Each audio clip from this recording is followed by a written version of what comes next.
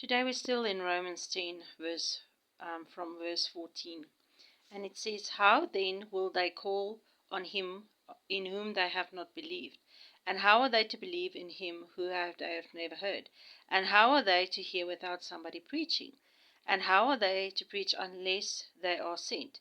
As is written, how beautiful are the feet of those who preach the good news." Now, I have spoken about this before, but I want to highlight the last piece that says, "How beautiful are the feet of those who preach the good news." Why?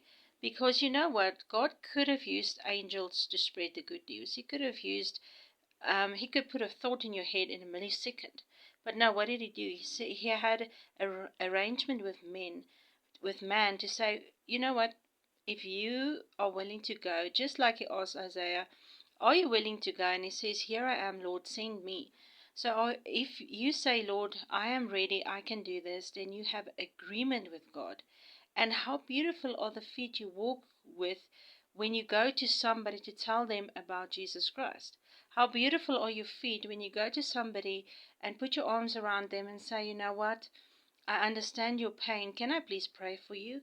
How beautiful are your feet when you walk in righteousness, when you walk to where God sends you, where you walk where the Holy Spirit sends you.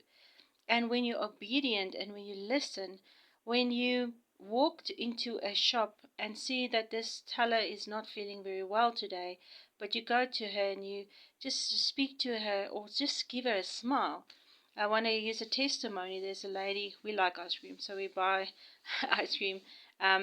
And this lady, when she serves us, she's not really friendly. She's always mad and she never has a smile on her face.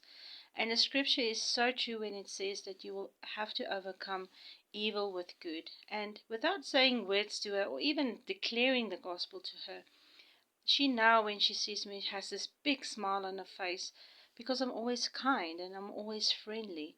And that costs nothing. So how beautiful are your feet today?